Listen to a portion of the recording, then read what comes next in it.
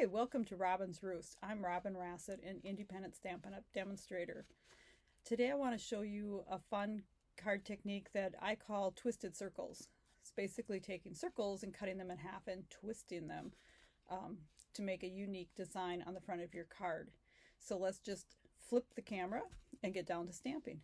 So to begin our twisted circle card, we're going to take 3 different designs from the Flower and Field celebration paper. Now this is a paper that you can get for free when you purchase $50 of product, and then you can use either circle dies or punches, and I'm going to use punches.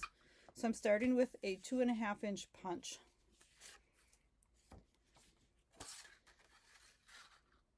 and we're just going to punch out our circles.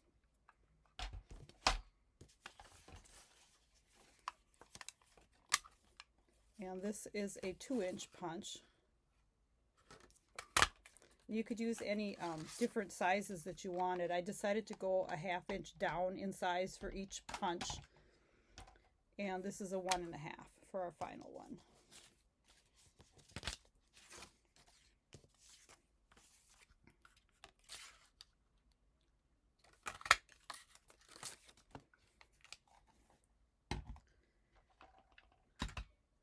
So then I'm just going to, you can either cut these first, or you can layer them together and then cut them all at once. It's a little bit harder on your trimmer when you cut them all at once. So I'm just going to go ahead and cut them separately. It's pretty easy. And you can kind of tell by your lines on your trimmer, you know, like this is your 1.5 inch circle, so you're going to cut it at, I gotta get where I can see here. Let's see, let's do it like this so we can all see. So you're going to center it,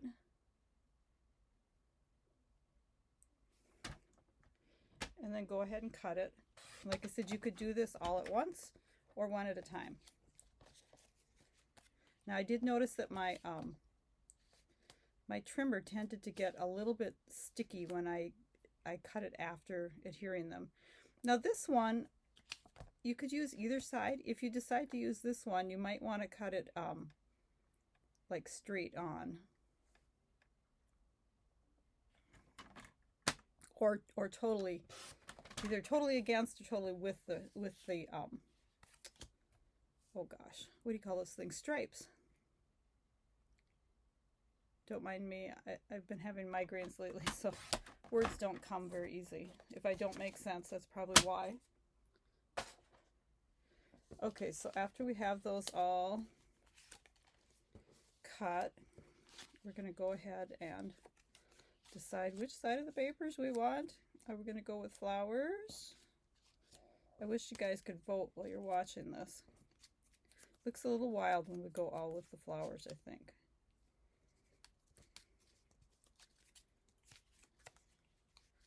Let's try flowers, stripes, and then flowers. That looks pretty cool.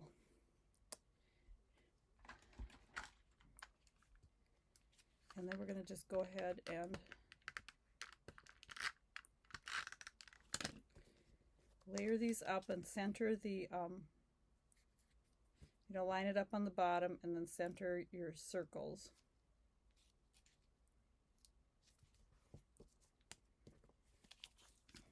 You want to get it fairly straight, but you know, exactness doesn't really necessary because you're going to cover the very bottom of it.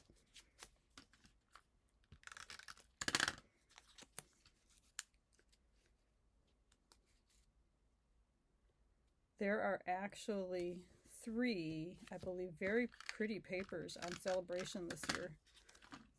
2 florals, and then one with the berries. One, it looks like I did not get my one circle quite even. You can tell it's a little lopsided.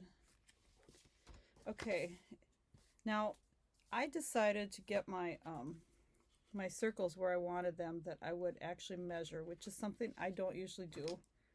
You could just eyeball it, but if you want to get this centered, you're measure down 1 7/8 from each corner.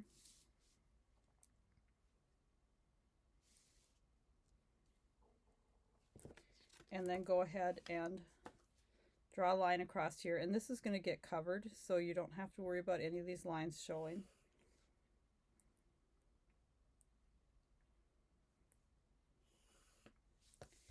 And then if you go a 1/4 inch in here and mark it like this, that will tell you where you want the edge of your circles when you put them down. So you're going to put your edge of your circle on this 1/4 inch line and the bottom on each of these lines, just to give you a guide as to where you want it to go. And hopefully you'll cut your circles better in half than I did this time. I try not to put my head in the middle of the camera, so I don't always get right on top of the cutter, so it's harder to see. And then we are going to take this 1/2 inch strip of the Coastal Cabana, which is the same color that we're going to use for the bottom. Oh, I forgot to do the stamping. You guys, you need to remind me. Can you tell I'm used to not stamping alone? Okay. Now we're going to start with the, we're going to use the butterfly from the Touch of Ink, which is also a celebration stamp set. Now this one has 17 images. It's gorgeous. It is a free with a $100 purchase. It's one of the larger celebration items, but it has the watercolor look fill-in stamps, like the 2-step stamps for the butterfly, the flowers, the leaves, and the hummingbird. Plus you have these beautiful greetings. Oh, and there's a little stamp here too. I forgot, there's a little leaf. So we are going to use the butterfly.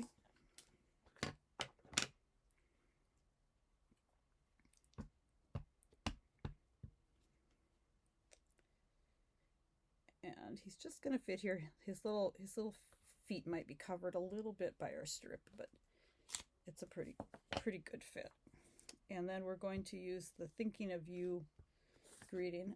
There are, you could use, there's a wedding type one that says best wishes, a thank you, a love that you could use for Valentine's Day, hope, or just a plain old hello friend. So I really like the greetings that go along with these, the pretty butterfly and hummingbird. And then to match our card base, which is going to be Coastal Cabana, we'll make our butterfly with a Coastal Cabana background. And this is not going to line up exactly for those of us who tend to get a little upset about things that don't match up. Just don't even worry about it. Just slap it down there. It's a random fill-in watercolor look. Like, don't think of it as exact. And then, let's see, next, let's go ahead and put this on our card base. And this is just 8.5 by 5.5 scored at 4 1/4, and we're going to do it horizontally.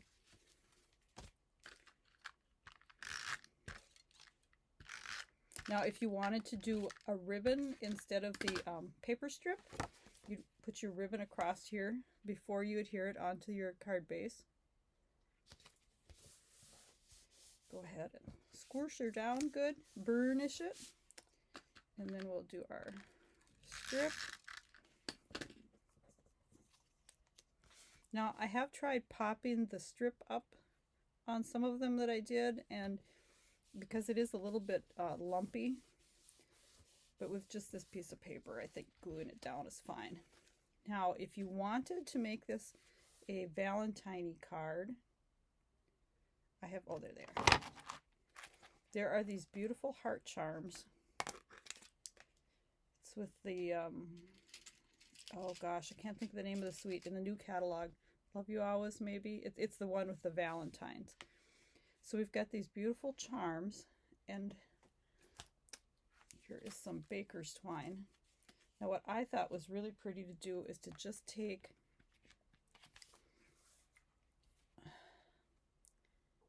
and put a little bow on it. and then adhere the bow with the charm on it right to the card.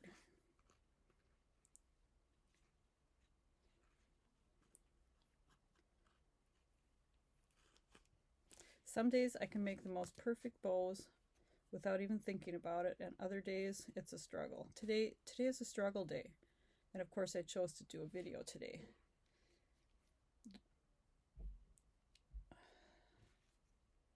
Okay.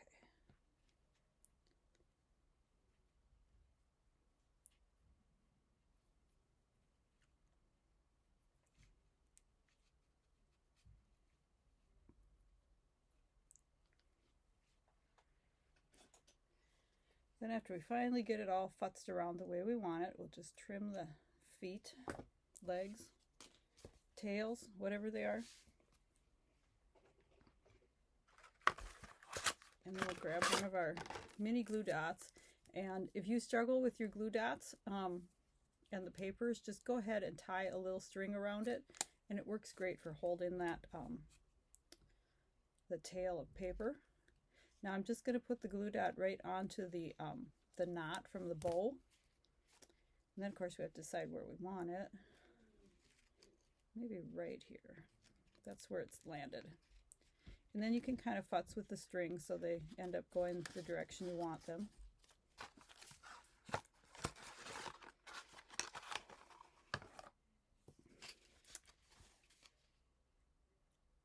It was really quick and easy to make. I think you'd like making this card. There's nothing difficult about it. Let me show you a couple other designs I've made.